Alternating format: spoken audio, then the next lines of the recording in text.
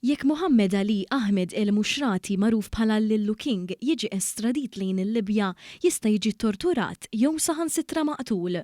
Dan sostnew tliet avukati tal-Lillu King waqt li komplit il-kumpilazzjoni fil-konfront tiegħu. Mohammed Ali Ahmed el-Mushrati qed jiġi mixri b'ħasil ta' flus, evażjoni tat-taxxa u parteċipazzjoni fi gruppi ta' kriminalità organizzata kif ukoll dwar ksur tal-kundizzjonijiet imposti fuqu mill-qorti u sewqan mingħajr liċenzja. Fil-qorti qal li Libja qed tippjana li titlob l-estradizzjoni tal-Lillu King biex jaffaċċja akkużi serji fosthom qtil, traffikar ta' droga u sustanzi illegali u għax kien membru fi gruppi perikolużi. Dokumenti mibgħuta mill-Uffiċċju tal-Interpol ta' Tripli komplew issostnu din it-talba, iżda l-avukati ta' el-Mushrati resqu nota quddiem il-qorti li tajt li mhux biss ma kienx hemm garanzija ta' proċess ġust fil-konfront tiegħu, iżda jekk jintbagħat lura l-Libja se jiġi torturat jew maqtul. Irrimarkaw li el-Mushrati kien ingħata status ta' refuġjat f'Malta propju għax kien ippersegwitat fil-Libja. Fis-seduta xedet Dr. Sara Eżabi li taħdem fl-Uffiċċju Legali tal-Kummissjoni tar-Refuġjati f'Malta. Qalet li l-akkużat kien applika l-protezzjoni internazzjonali fit-30 Ottubru 2015. L-intervista saret fit-19 ta' Novembru 2015 u kien semma fost ir-raġunijiet għaliex kien qed japplika is-sitwazzjoni fil-Libja kif ukoll li kellu xi relazzjonijiet ma' Gaddafi.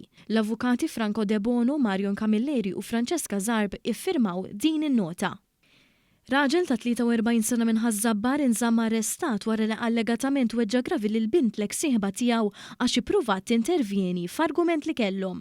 L-inċident seħħ fir-residenza tal-eks-sieħba fil-Fgura waqt li kien qed jgħin f'xi xogħlijiet il-ġimgħa li għaddiet.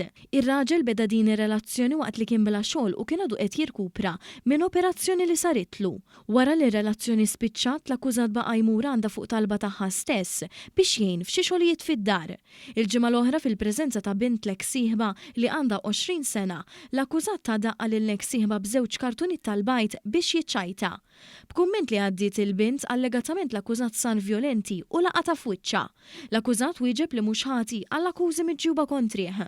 L-avukat tal-għajnuna legali talbet għal-libertà provviżorja u l-prosekuzzjoni moġġezzjonax għax qalet li l-akkużat ikkopera sew mal-pulizija. Wara li semet is-sottomissjonijiet il-qorti preżeduta mill-Maġistrat Donatella Frendu Dimek ċaħdet it-talba l-ħelsi mill-arrest fid-dawl tan-natura tar-reati u minħabba li l-vittmi għadhom iridu jiġdu. Il-qorti tal-appell bidlet sentenza fil-konfront ta' Eugenio Aġus li f'Awwissu tal-2006 instablu xorb alkoholiku bla dazzju. Aġus kien ġie liberat wara li l-ewwel qorti ma sabutux ħati f'Lulju tal-2017. Fil-qorti preseduta mill-imħallef Neville Camilleri intqal li lill-Aġus instabulu 113 fliexkun whisky wara spezzjoni minn uffiċjali ta' dwana. It-tfittxija saret fir-Ramla Lodge Hotel f'Whitty Line. Il-Maġistrat innota li fl-ewwel sentenza li ngħatat il-qorti kienet naqset li ordna l-konfiska tax-xorb mis-sjub. Intqal li din l-ordni trid issir anki jekk l-imputat ma jinstabx ħati. Il-qorti tal-appell bidlet id-deċiżjoni fil-konfront ta' Aġus ukoll għax qalet li r-raġel kien jaf li fuq ix-xorb ma kinux tħallsu it-taxxi dovuti.